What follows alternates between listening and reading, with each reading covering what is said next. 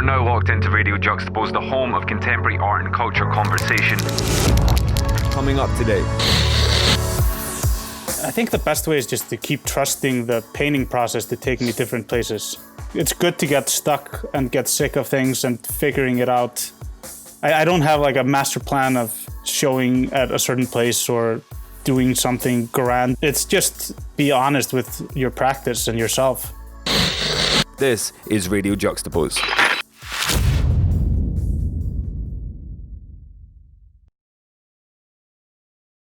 What is shaking? Welcome. Episode 56 of the Radio Juxtapoz podcast. We're a week out. Major U.S. election that we've probably been talking about every single episode of the podcast since we started this in 2018. But here we are, a week out. And to celebrate, we are going to share a conversation we had with Icelandic-born, San Francisco-educated, and now Chicago-based painter Baldur Helgason. It's a good time to talk to Baldur. He's had a busy year, and not only a busy year, but a year that's sort of emblematic of the COVID situation, as well as the sort of uncertainty of what to do next.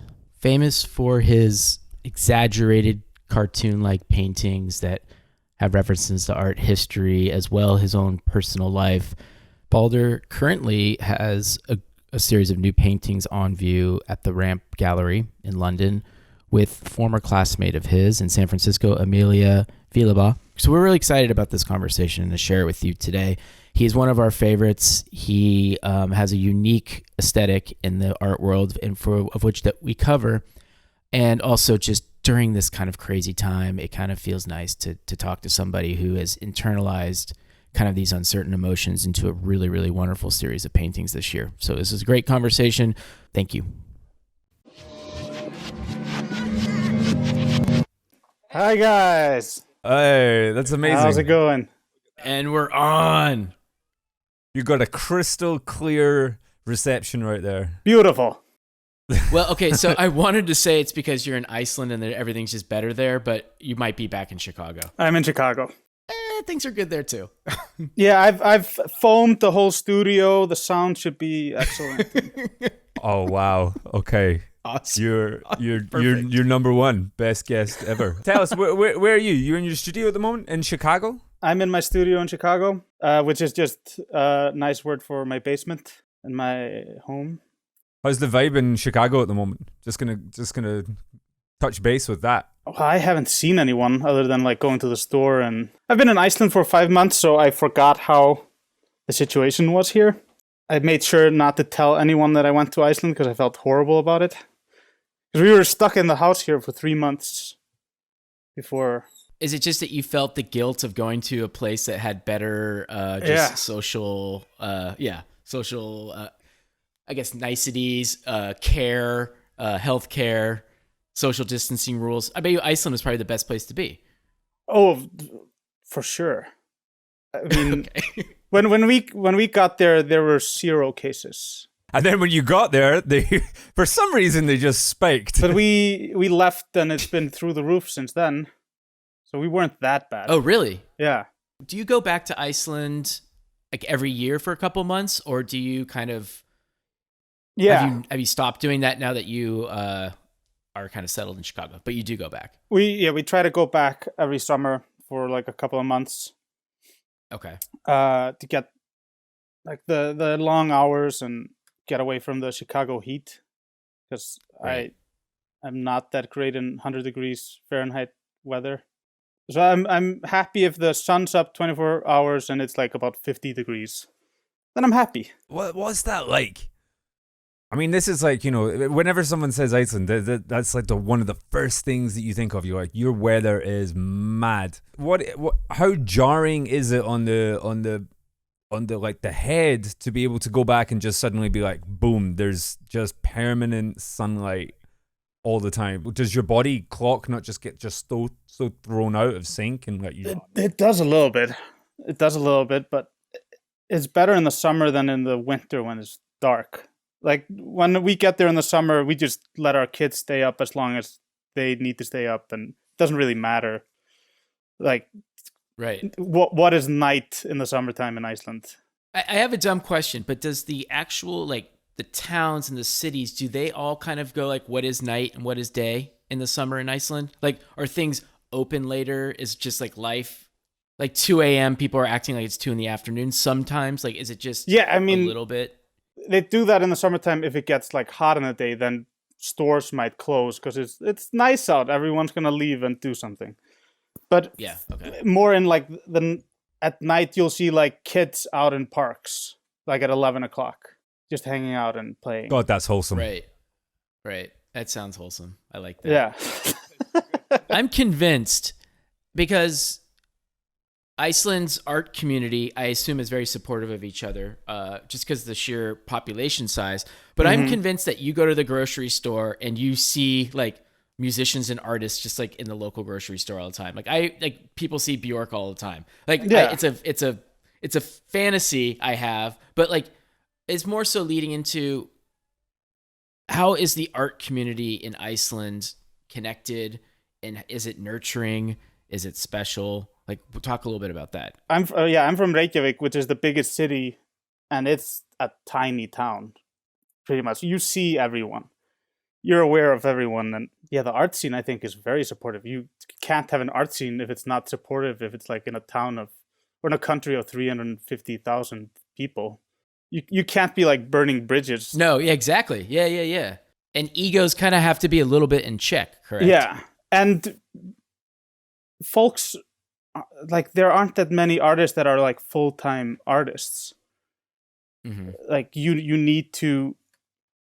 kind of need to have love for making art to make art. Like you're not like, I'm gonna make it and move to the big city of Reykjavik and everyone's gonna buy my art. Like there's only how many people can you sell art to when it's 300 something thousand people? So does that mean, is that like, because there's like, does that mean there's kind of like this do-it-yourself sort of kind of collective vibe then? Yeah.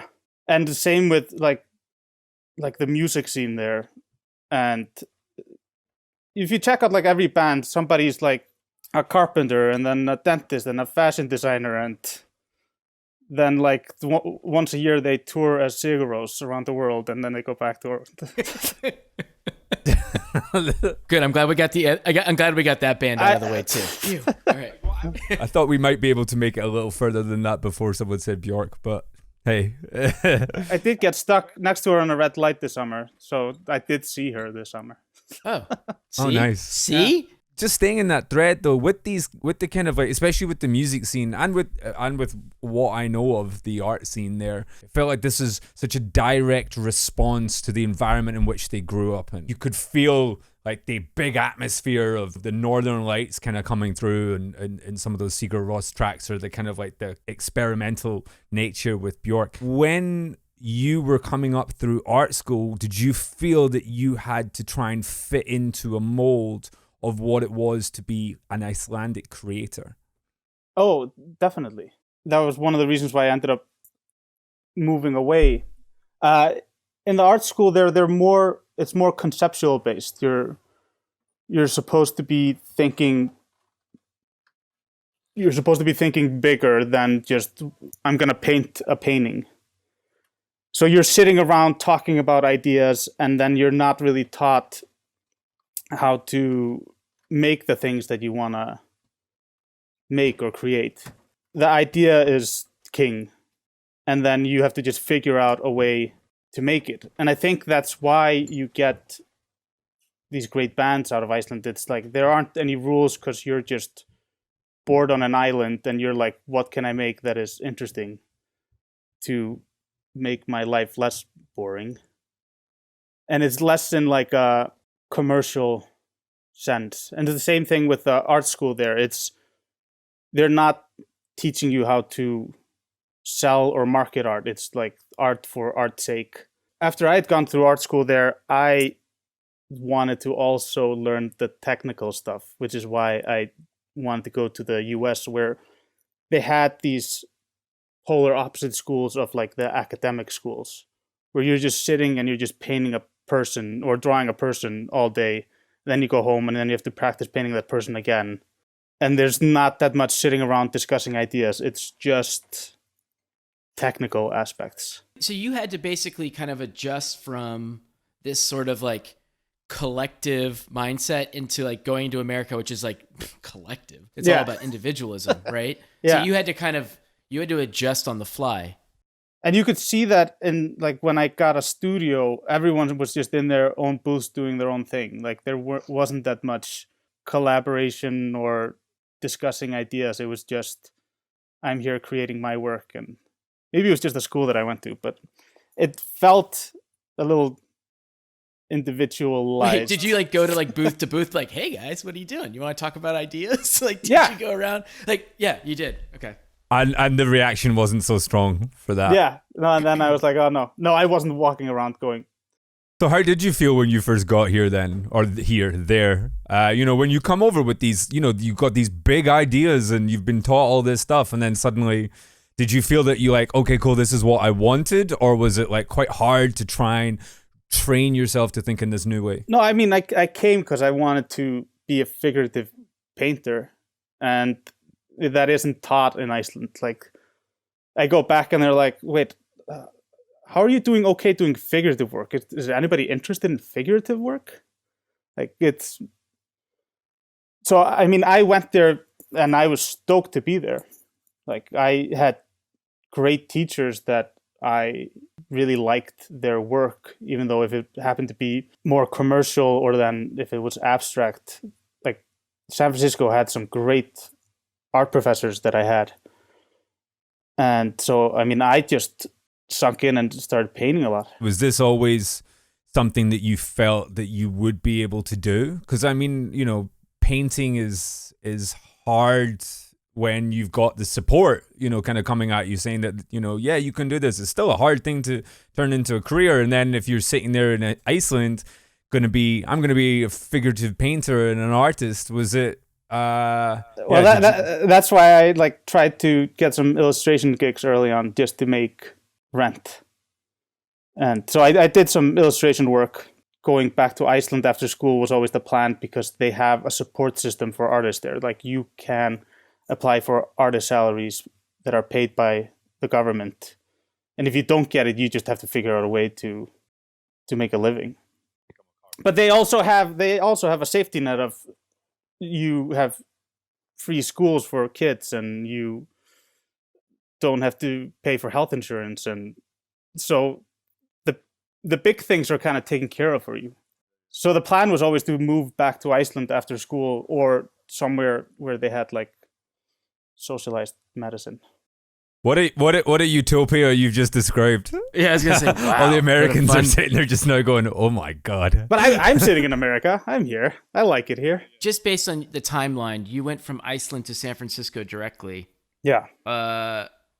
Did you have a little bit of, I don't want to say shock, but what was your first impressions of, because if you come to San Francisco first, it's a kind of edited version of America in some ways. What was your first kind of initial feelings of being in the city? The only shock that I had was just when somebody told me to go check out the Mission day one, and I got out on 16th and Mission, and I was like, there seems to be a homeless problem here. Yeah, right. I mean, it was something that I had never seen, and I had traveled around Europe, and I'd been to New York. Like, I'd only been to New York, but I'd traveled around, but I'd never seen homelessness in such yeah, it was wild. No, the rest of San Francisco is like a small town. It kind of reminded me of like Reykjavik. Like, you would see the same people everywhere, and you would see the San Francisco versions of Bjork at the cafe every day, and if there's a celebrity in San Francisco, you're going to see that person. Yeah, we used to see Robin Williams all the time. Yeah. It was just like one of these guys, he just showed up everywhere. It was really random. I'm curious because you were talking about this kind of collective art as this bigger, greater idea of self when you're in Iceland, and you come to San Francisco and you're going to be around, there's multiple things. You can talk about funk art, you can talk about R. Crumb, you can talk about Barry McGee, all those scenes. Uh-huh. Where did you, and there's also a major conceptual scene here. So where did you start finding where you were comfortable in terms of the arts when you got to school? Took me a while.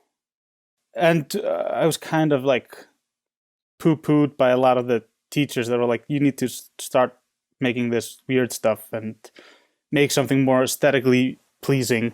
Because I was making like these weird kind of rip-offs of like German expressionism, and like it wasn't really working. But I would be going and like doing these drawings with a ballpoint pen and like would show that to my teachers there, and they would like tell me to do this original style that it came natural to me how to draw the figure. And there were a couple of professors that like told me to go a certain direction with those drawings and make my paintings more look like those drawings that I was making. And that was kind of the breakthrough.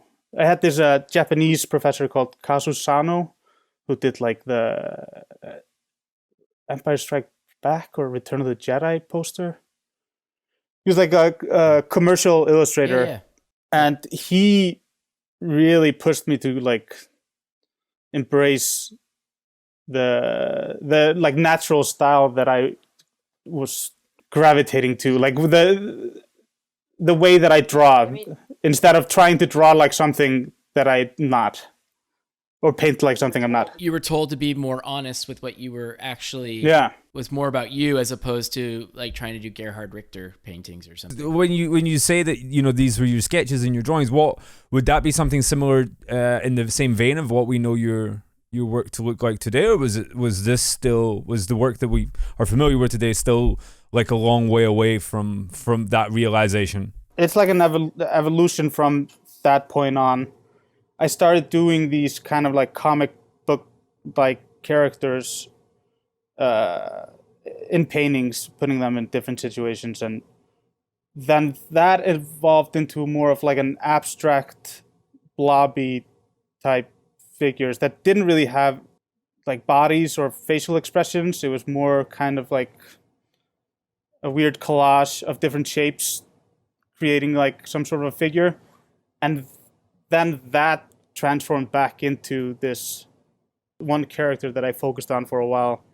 And it was pretty much just taking those abstract shapes that I was doing and like building this character out of those shapes that I was painting, that it got back into just kind of proper figuration, albeit comic book like. And you were like very intentionally trying to like bring it back to this kind of like that Betty Boop style cartoon figure, or was this like just one of many things kind of going on in that? It's less Betty Boop, more of like kind of troll images that I grew up with as a kid, like that large nose. And if I would like look at drawings that I did as a kid of trolls, they're probably pretty similar to what I'm painting now. So you've just gone on this kind of like weird journey out, and then it's kind of just always come back. Yeah, I just got confused for like 30 years, and now I'm back to what I really want to be. Except you just pulled in amalgamations of all these other forms into this. Wait, I'm glad we mentioned trolls because there's a reason for this, everybody. It's a reason. Because, you know, you do have a comic book, sort of this kind of old school cartoon aesthetic. Mm-hmm. And you were saying how, I mean, I was wondering, like in Iceland, if you were reading comic books or, you know, what certain aesthetics as a kid you were taking in. But I also forgot that fantasy and the images of, like there is this kind of magical realism that exists in Iceland, from what I understand, that I assume has permeated like your subconscious when you make art. I have to assume. Yeah. When we're kids, we have to read like the sagas, and they're filled with some weird fantasy and ghost stories.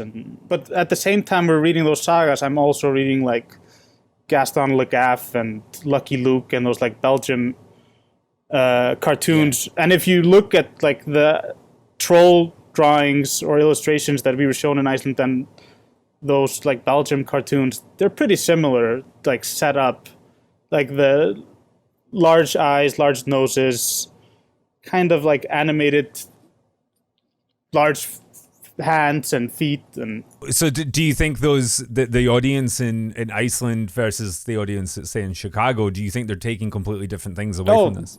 Totally, yeah. Have you picked up on any kind of interesting responses and what sure. they might have seen from that? Yeah, but I don't mind hearing different takes, and it's like I don't get upset by if somebody is interpreting the work in a different way, because I interpreted it. I can't say that word now. I mean, I look at the paintings differently day to day. Because you see yourself in there, or Yeah. what is that? I mean, some paintings are I'm painting an emotion or a feeling or a place that I'm in at that moment, and some are just an empty canvas and I start messing about on it. Like the last 2 shows I've done, I haven't planned any paintings. I just started painting and kind of let the paintings happen. But I had 2 shows in the last year where it was all very autobiographical, looking at like very personal things that were happening in my life, and they're all coming from me looking inwards at what emotions are happening, but some are telling a story and some just happen.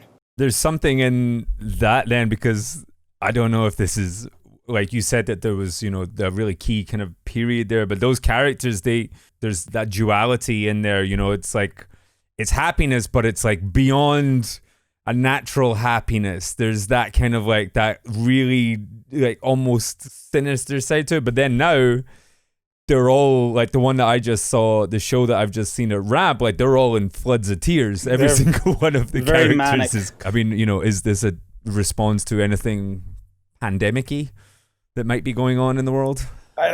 Part of it, yeah, because I mean, a lot of those paintings were paintings of my wife, and we've been like stuck in the same house together for 8 months now?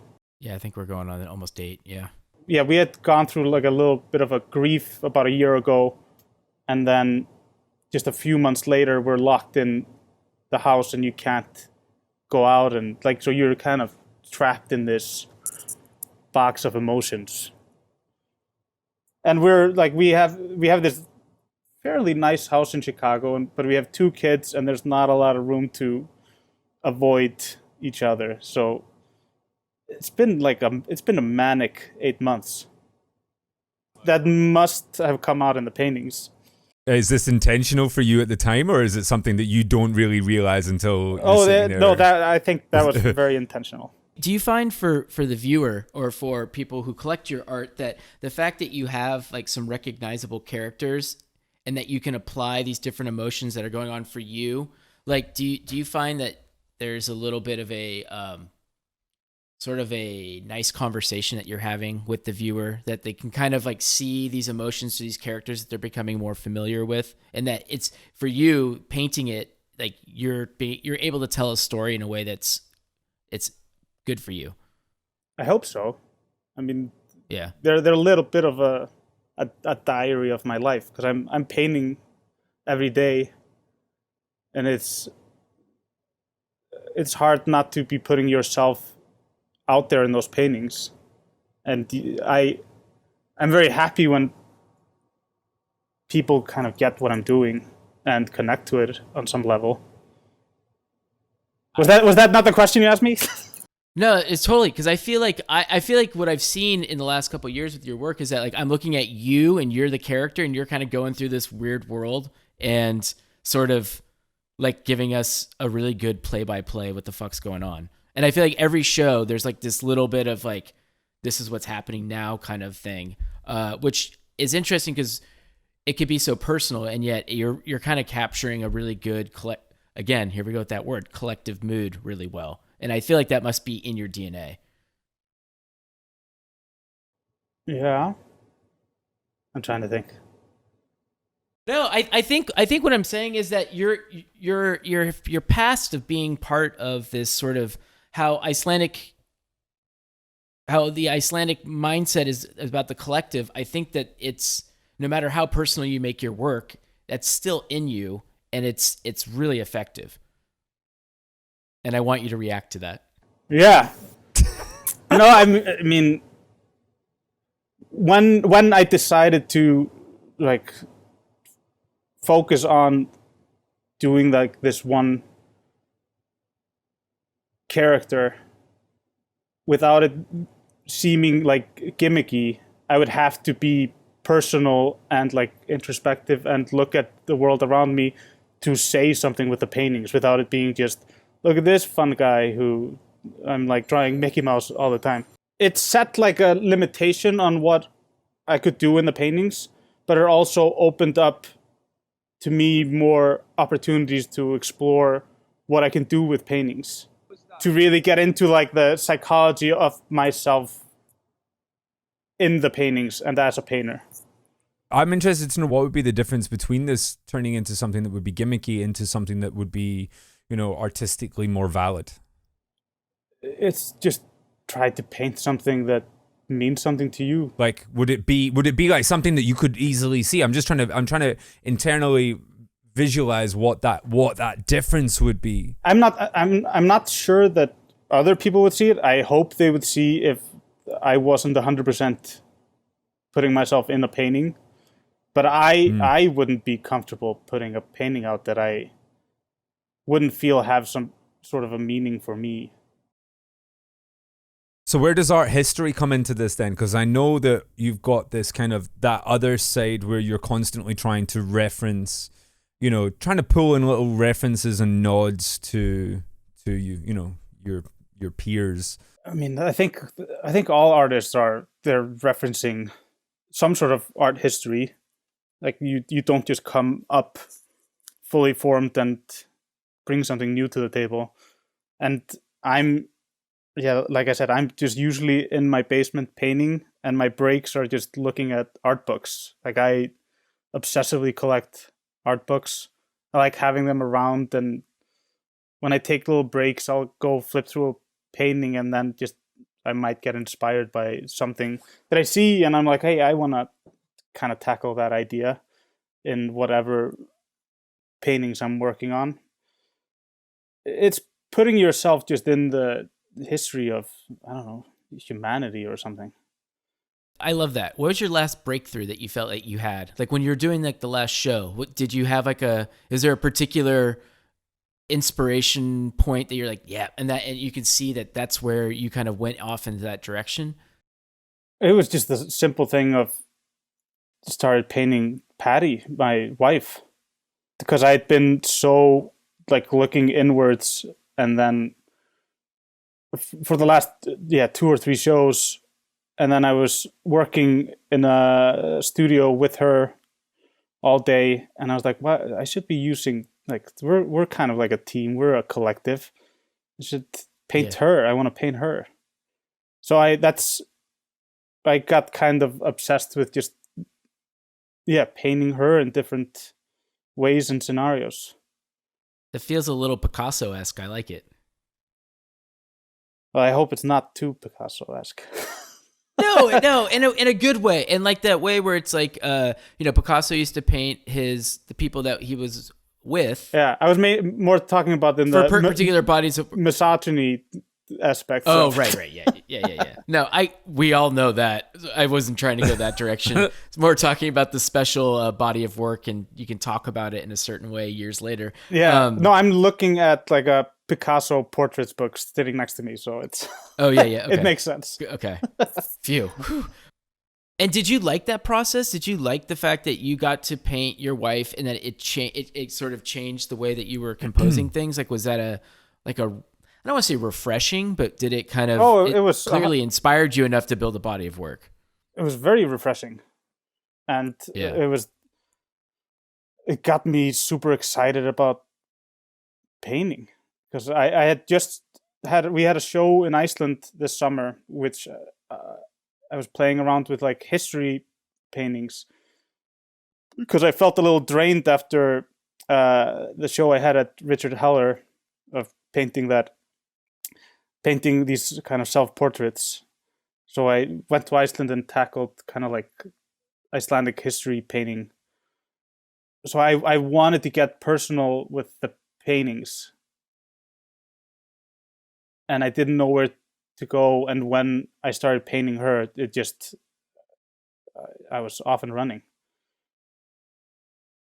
It was a great few months painting those paintings. I was very excited about it. How did it change your relationship with her? It was the same. Did you know? No, I just mean because there's like a deep exploration in that. Like, did you feel like different during this period? I mean, we've spoken. I think one of the most memorable ones for me in a conversation was with Jenny Morgan, and she was describing, painting her friends, and well, she was, like 9 times out of 10 they were always nude. Yeah, and I think that just completely that kind of like you could be friends for like you could be husband and wife, but then when you enact on this process of painting someone, it's something different. I think you change the way that you're kind of communicating and looking at each other and reacting. And I was wondering if you could, did you feel that at all?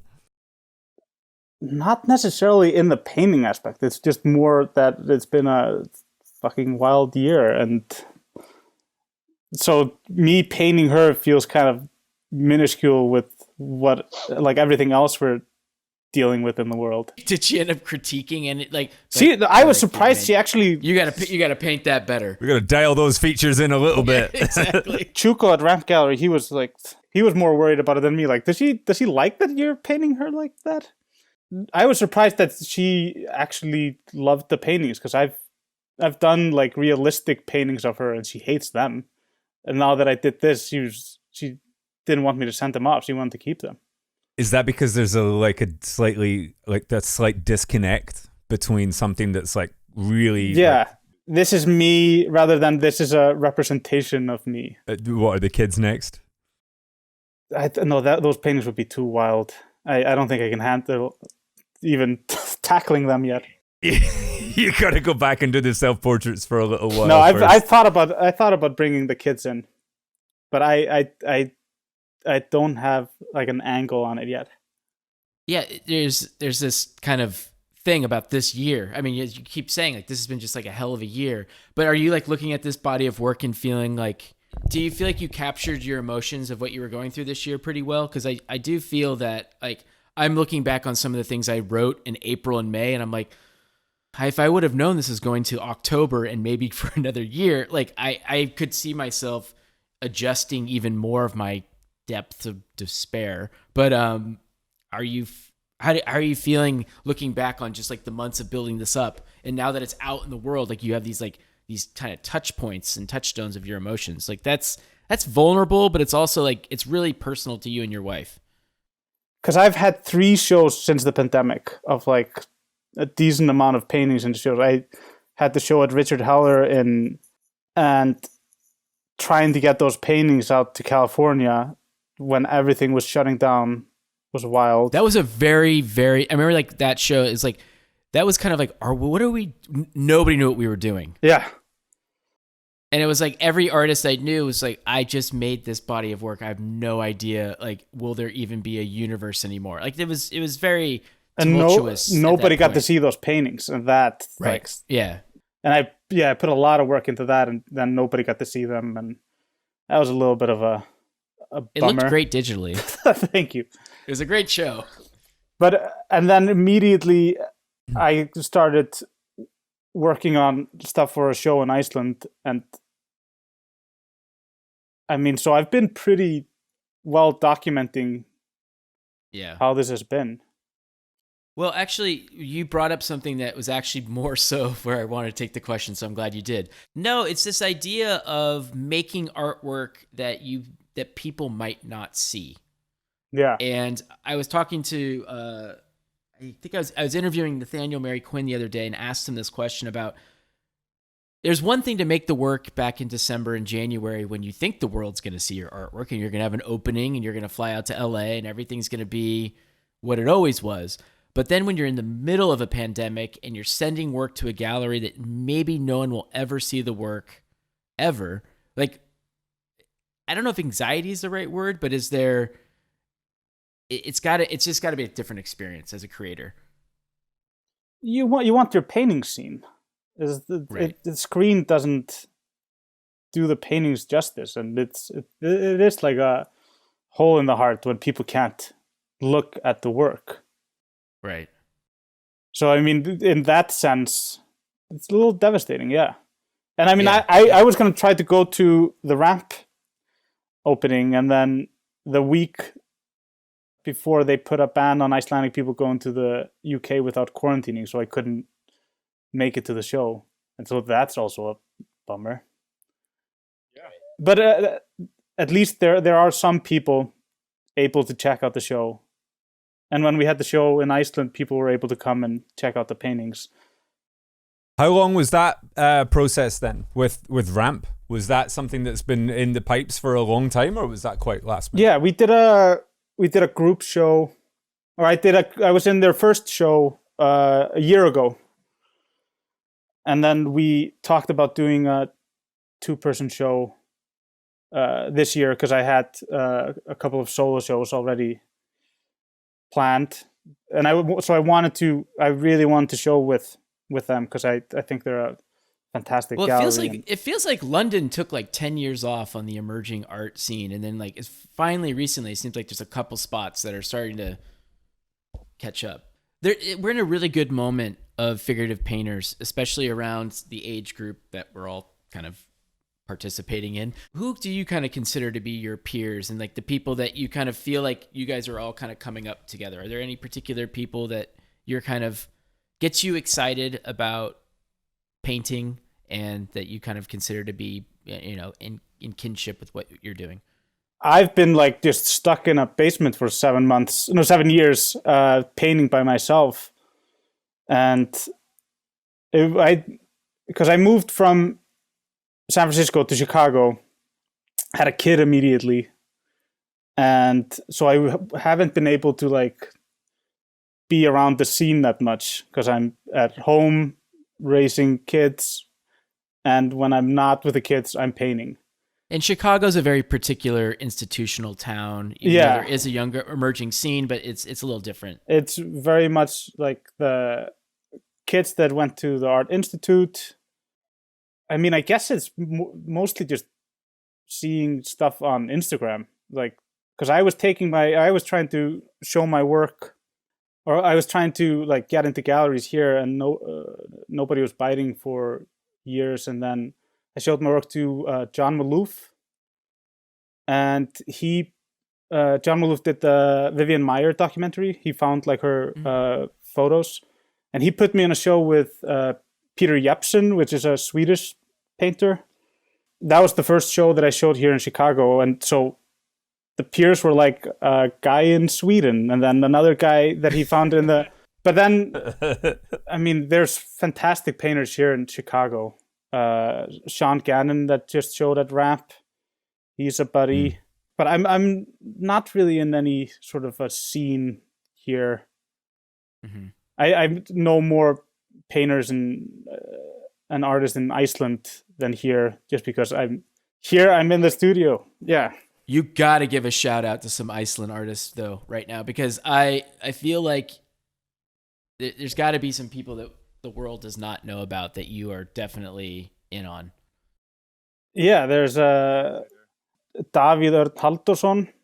He is what was the name? He won this huge like Carnegie Art Prize a few years ago, and he's a phenomenal artist that is known in like the Nordic North Europe art scene, but I think he just joined Instagram, so people aren't really aware of him. And he does these beautiful kind of abstract graffiti inspired paintings.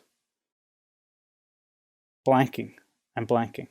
It's always a bit shitty when you get put on the spot like that. Do you think that the country is quite nurturing for young creatives kind of coming up? with the access to Instagram and this kind of this market that's there, is that like allowing people like yourself to be kind of like flag wavers for, you know, for being an artist that isn't traditionally like conceptual, big idea that the art schools would want you to be? Do you think there's more support and there's enough coming out through these institutions now as opposed to when you were? I think so, yeah. Yeah, because there's this young Icelandic painter, her name is Helena, I think it's Helena Margaret. She's a fantastic painter, but she is very obviously like inspired by kind of what's going on in the world right now, and the way Instagram influences how we see paintings and artwork has changed, like, I feel like the whole art scene by an insane amount. And I mean, the only reason why people found my work was because of Instagram. Because I was just showing in some smaller spaces here in Chicago, and then somebody went to a show and put in a story, and then other people found the work, and that's how it started spreading. Did Instagram change your work? I think it must have, but the paintings are pretty similar to how, like, aesthetically they've changed somewhat since I joined Instagram and found Instagram, but they're still kind of stuck in this style that I grew up doing, and so they must have changed somehow because of Instagram. As you move forward, where would you like to see this start to go? You happy exploring where you're exploring, or do you have, you know, a vision to try and take some kind of new direction? I think the best way is just to keep trusting the painting process to take me different places. Like, it's good to get stuck and get sick of things and figuring it out. I don't have like a master plan of like showing at a certain place or doing something grander, or it's just be honest with your practice and yourself. I feel like that was a very Icelandic answer. Yeah. You know, everyone else kind of is like, okay, I want to show here, I want to do this, and you're like, I just want to be, you know, I want to be honest. What does a break look like for you? Because you've been so active, you've had so many shows, and it's been like a really like a great run for you. What is downtime for you at this point? Downtime? Is it just more research? Is it more like kids? I guess you got kids, so yeah. Yeah, more kids. Just, if there's downtime, I'm with the kids. Like when you were in Iceland this summer, did you get a chance to just, I'm here with the family and there's no work? When we went to Iceland, we had to quarantine for 2 weeks, and we were lucky enough to have access to a house in the countryside. It was like we were surrounded by nature, and we'd been stuck in a house in Chicago, and the kids had barely left the house for 3 months. So being able to like run in a field and chase sheep and like check out the horses was incredible. What's their connection with Iceland? Are you like trying to kind of like, I know you live in America and I know you love this, but you're this Viking troll. That's I call them little Viking trolls. That's what I call them. No, one of the main reasons we went back was just because society was kind of functioning and they had schools open, and we could get the kids into school so they could see other kids, so they could start picking up Icelandic. And they've been there now. We were there for 5 months, and so their Icelandic is improving, and they really love the culture over there. So I'm stoked to like introduce it to them for more than just 2 months, to like get like a solid amount of time. They've made friends over there. And were you part of a show at a co-op or a collective when you were there this summer? Yeah. Was that planned beforehand? Did you know that you were going to be doing that, or was that something that happened because you got there earlier than maybe you thought? It was kind of once we decided we were going to go to Iceland, we talked to them about doing a show. Me and my wife Paris Baracos. So we had a show of just work that we created while we were there. Very much kind of inspired by Icelandic culture and Icelandic history. Just for the benefit of the listener, behind you, there's like the sketching I can see of a Viking helmet. Is this something? Oh, this was this. I feel like this might be influenced by Iceland more so than Chicago. This was a painting that I was going to start before we left 5 months ago. So it's been sitting here. I was going to do like these kind of heritage paintings. And I don't know where it's going now. Have you thought about maybe starting some sort of space or some sort of creative hub in Iceland for like the generation that's younger than you?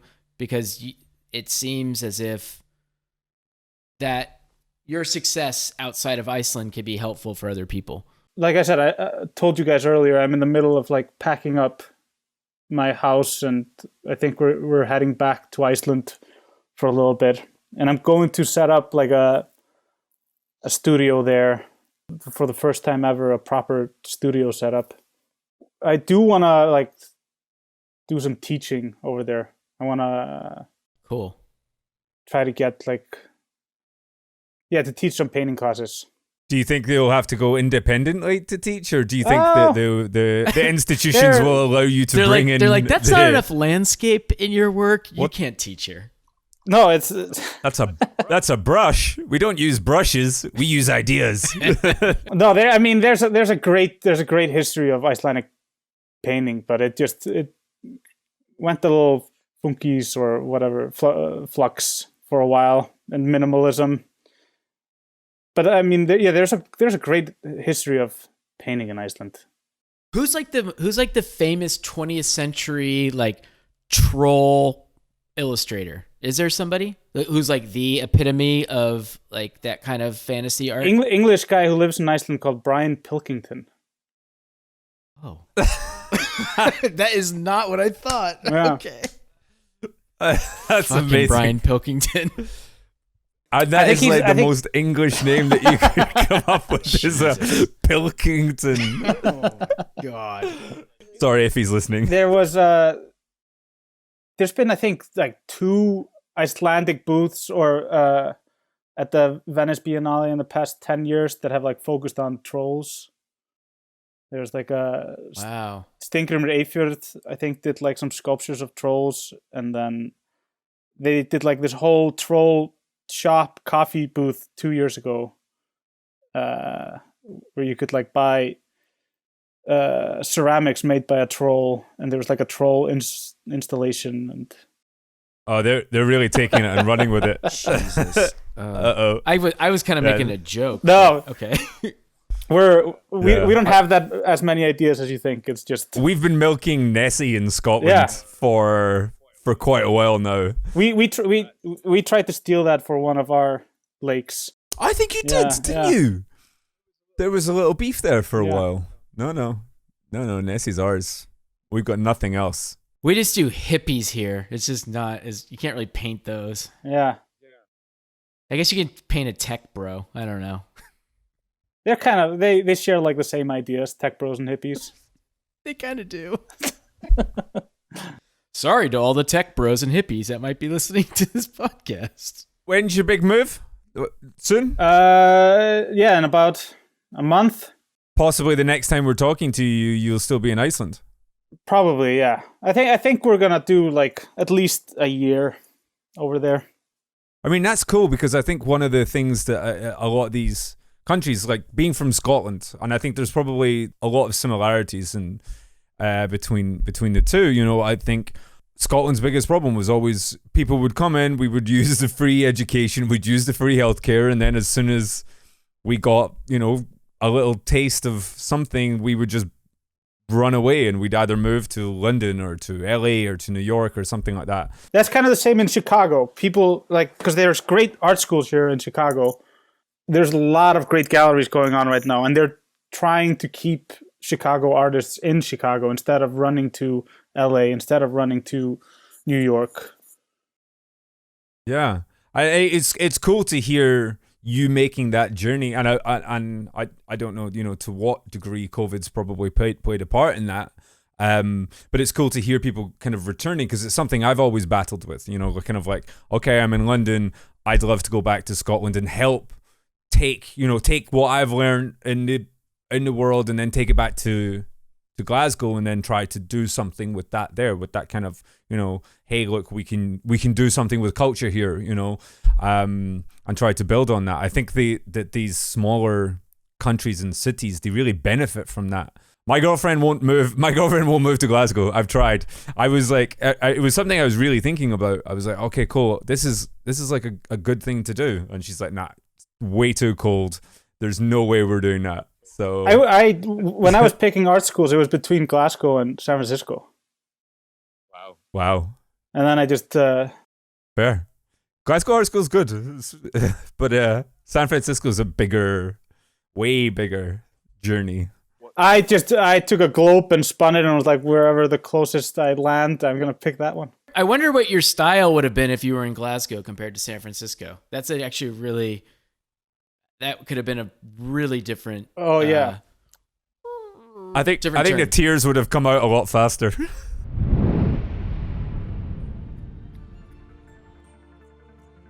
And that's it.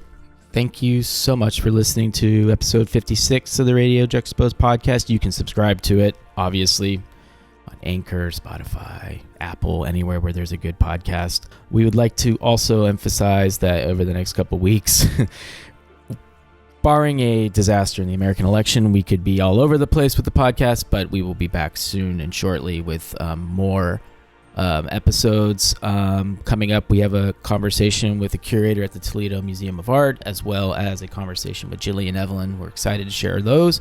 Also, buy Juxtapoz magazine. Subscribe to the print magazine. The winter issue, winter 2021. We're already there. Will be out shortly, early December. Please go get it. Wherever you are in the world, we appreciate it. Thank you so much for listening.